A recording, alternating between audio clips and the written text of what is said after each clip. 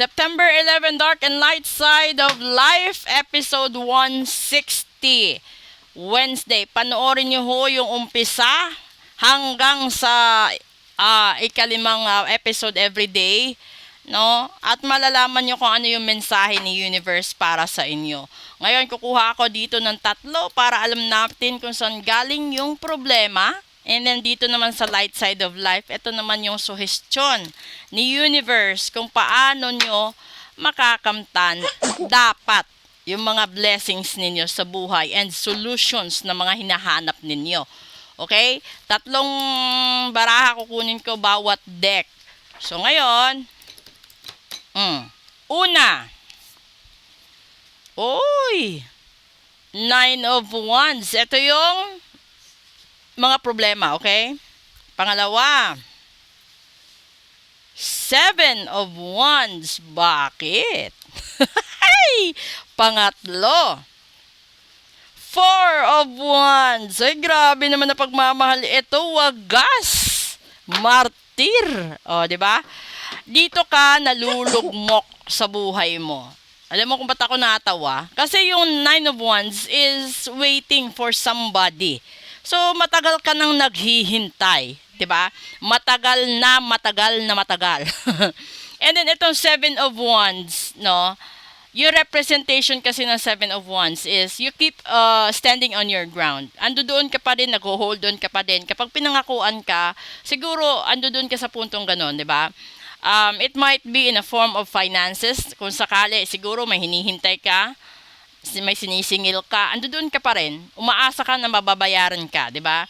Umaasa ka na matatanggap ka ng pamilya ng mahal mo, umaasa ka na mapapatawad ka ng sarili mong pamilya, umaasa ka sa lahat ng inaasahan mo. Doon ka nagkakaroon ng stagnation sa buhay mo. No? Ito regarding sa mga pag-ibig, sa pagmamahal, pagtanggap, at pakikitungo. So, hindi ito directly financial.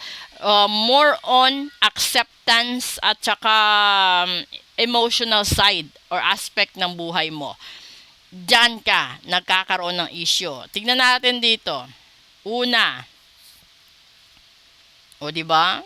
Hermit. Pangalawa. 10 of Wands. And pangatlo. That's the 4 of Wands. Nako, alam mo kung ano yung puro na nasabi ko dito. Kung ano yung dapat, no, napakagaling ni Universe. Kasi, mantakin mo, yung sinasabi niya, hanapin mo, pag-isipan mo.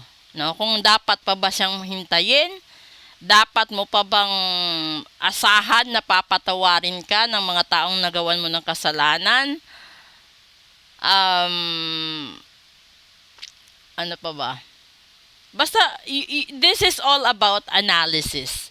But, hindi siya kailangan na maging martir ka or hindi kailangan na patayin mo ang sarili mo dahil hindi ka napatawad ng iba.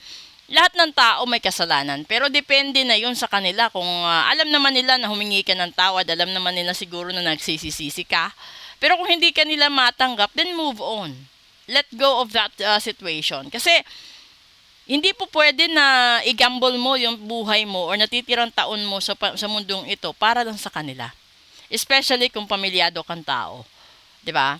So why don't you refocus yourself doon sa mga taong nangangailangan sa'yo, doon sa mga taong nasa paligid mo, prior sa mga taong hindi ka naman kinakausap, sa mga taong binabaliwala ka, sa mga taong hindi binibigyang halaga yung effort mo sa paghingi ng tawad, sa pagbabago mo, posible nagbago ka, di ba? Kasi kailangan mo rin harapin yung sarili mong problema dito, di ba? Though na masyadong mabigat at mahirap, siguro matagal na itong problemang ito. Pero huwag kang mawalan ng pag-asa, darating ang tamang panahon, matatanggap ka nila, mapapatawad ka nila, and then at the same time siguro makakamtan mo din. Kasi this is the 4 of Wands, this is the completion. There might be a happy family ending, there might be a happy situations that will happen each and every day. So ngayon, kung yan ang gusto mong mangyari sa buhay mo, no, you better you better have that guts na ilaban, no? Kung ayaw ka nilang ipaglaban, ilaban mo sarili mo. Yeah, you need to have that gut, you need to have that willpower. As maliban na lang, no? Kung natabunan ng barangkulam, sumpa at gayuma.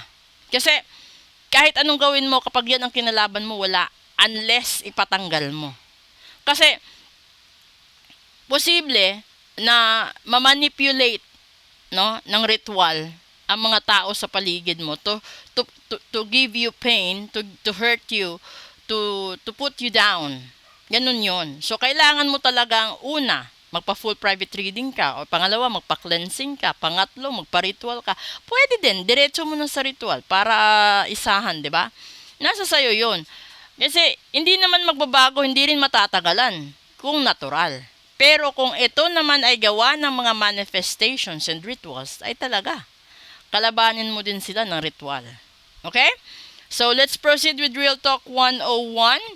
Maraming salamat po sa inyong lahat at lalong-lalo na sa mga nagtitiwala sa pumupunta mismo dito sa bahay at nagpapagamot, nagpapahula, nagpapagawa ng mga lucky charms na business sa properties nila. And then doon naman sa mga gusto pang bumili ng properties na pinapatignan kung maganda ba yung pasok ng vibrations doon. Okay? So thank you so much and let's proceed with Real Talk 101 right after this. Please do support all my social media platforms. Nasa link ko po yung bio. Thank you!